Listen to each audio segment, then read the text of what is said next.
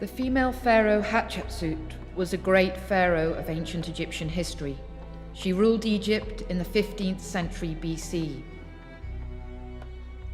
Her monuments survive throughout Egypt. Her greatest, perhaps, her memorial temple on the west bank in Luxor, at Deir al-Bahari. She named her temple Djeser Djeseru, Holy of the Holies. It's located in a bay in the desert cliffs. The desert cliffs glow a pinky color, particularly at sunrise and sunset. In ancient Egyptian, the desert was called Deshret. The English word desert comes directly from the ancient Egyptian. Hatshepsut built on the east bank in Luxor at Karnak Temple. Her pride and joy was this chapel, built mostly of red quartzite. The individual blocks give us images of Hatshepsut.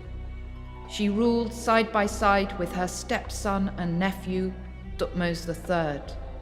They're represented in an identical fashion on the left here. On the right, Hatshepsut burns incense before a statue of herself in the form of the god Osiris.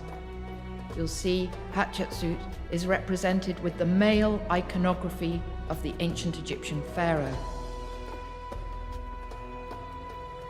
She quarried granite in Aswan and had extraordinary monolithic obelisks transported by river on boats on the Nile to ancient Thebes to erect obelisks dedicated to the god Amun-Ra at Karnak Temple. This obelisk, erected by Hatshepsut, is the tallest standing obelisk in Egypt today, nearly 30 meters in height. Hatshepsut was also a great trader. She sent expeditions to a land the ancient Egyptians called Punt, represented here on the walls of her memorial temple at Deir al-Bahari. We don't know today exactly where Punt was. Some scholars think it was in Arabia, the Arabian Peninsula, perhaps Yemen. Some scholars think it was in the Horn of Africa, in East Africa, perhaps Eritrea or Somalia. We do know that the ancient Egyptians considered it an exotic land. We see here Hatshepsut's mother sitting on a bed supported by goddesses. She's sitting with the god Amun-Ra. He holds a symbol for life, the ankh, to the nose of the Queen Mother, Ahmed. We're told in the inscription the god smells like Punt. This is an erotic smell. This is an exotic smell. This land of Punt was sailed to by the ancient Egyptians. They took fleets of boats on the Red Sea to get to Punt. The main commodity they brought back from Punt was gum resin. Ontiu, they called it. They burnt it as incense.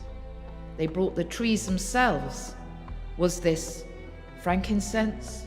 Was this myrrh? We're not too sure.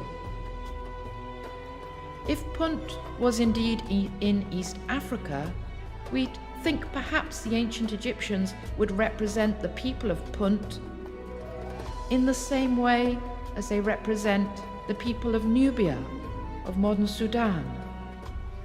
This very particular way we see here that the ancient Egyptians in their art represented the Nubians. But in fact, the ancient Egyptians represented the people of Punt like this. A very particular kilt, very particular facial hair, longer hair than the Nubians, wearing particular jewelry. Here we see the chief of Punt, Pa-Rehu, and his wife Atia. The ancient Egyptian artists were clearly intrigued by the Lady of Punt. They represent her as she actually looked.